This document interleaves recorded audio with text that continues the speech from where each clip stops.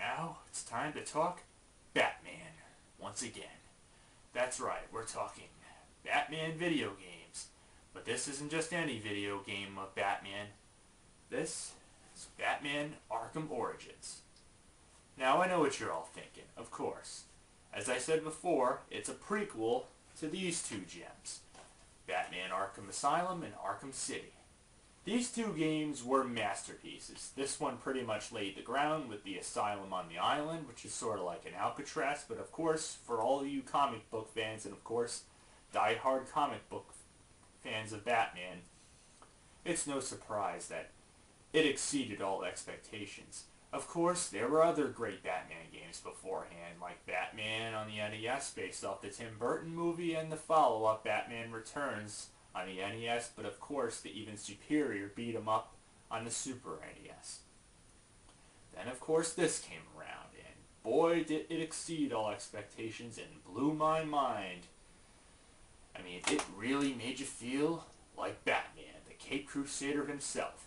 Villains up the ass, though easy boss fights, but it was still good enough for all Batman fans. Even if you're not a fan of Batman, it still does more than enough justice to the series.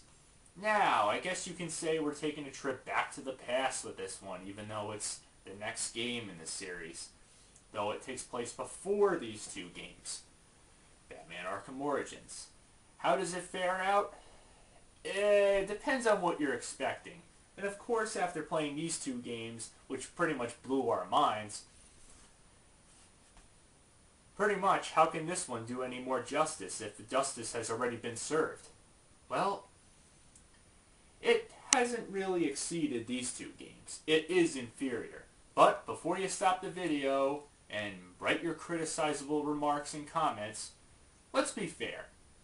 These two games were masterpieces. How can this exceed that? It doesn't, of course. But is it still playable? Is it still good? Yes, it's playable, but not as good. I mean, yeah, how much more can they really do with this game? Being that Arkham City pretty much exhausted every other villains, what other villains can they work with?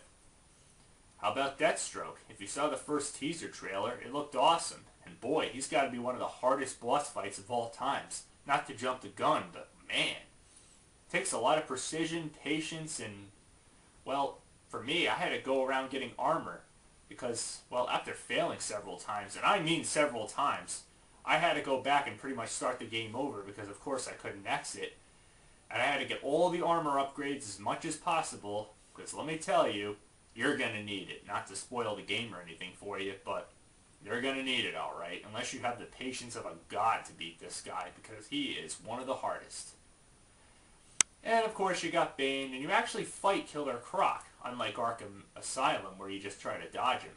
Yeah, pretty cool. The origin stories are okay, the city layout is there, but it's not quite as big and not quite as good as the first game, or it's definitely not as interesting as I said with Arkham City. I know I'm going to be comparing it to the first two games, or I should say the next two games. Yeah, kind of confusing, right, chronologically. But yeah, it's really been there, done that. I mean, it has all the same mechanics, and it does add a few weapons too, new ones. Of course, you got the shock gloves, which help get things running, and you can also use them on enemies, too. I just wonder how they can shock enemies but not shock himself. Yeah, right? I thought Batman doesn't kill people. Suppose some of these enemies have heart conditions. Christ, they'll be dead. But I guess that's not criticizable to the maximum. I mean, Christ, he beats people. Half these freaking people must be down pretty hard.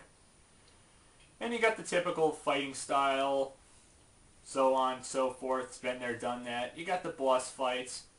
You got Bane. Everything's all there. But I think the most interesting part of the game, in my opinion, is finding out the origin story of how Harley Quinn... Yeah, this shows before Harley Quinn became Harley Quinn.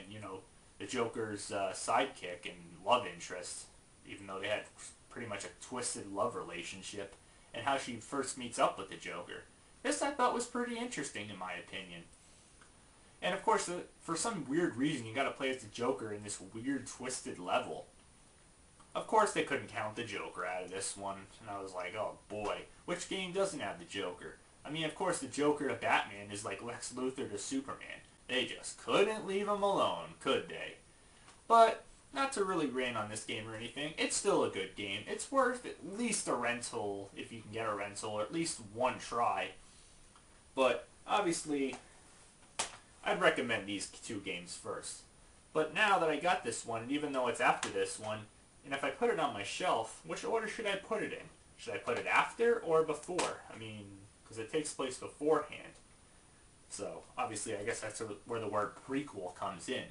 It's like the Star Wars movies. If you bought the first 3 movies on video, even though it's 4, 5, and 6 is the first movies, and then you bought 1, 2, and 3, even though those were inferior, yeah, right? Which order should you put them in? I guess 1, 2, 3, 4, 5, 6. I don't know, I'm getting carried away here with this whole prequel thing. But otherwise, not superb, but it's still playable. It seems like an exhausted idea, but give it a shot. It still deserves up some justice to the city, and with a few new villains here and there, and a few side stories, and, flying around the city and such, it's worth at least one shot. Of course, you don't get the Batmobile, which sucks, but you do get the Batplane for the first time, which is cool. And yes, you do get the Batcave again, but, like I said, not as good as the first 2, but it's worth a shot. So my fair rating, I think it's fair to just give it a plain 2-year emotes up. I think that's enough justice right there.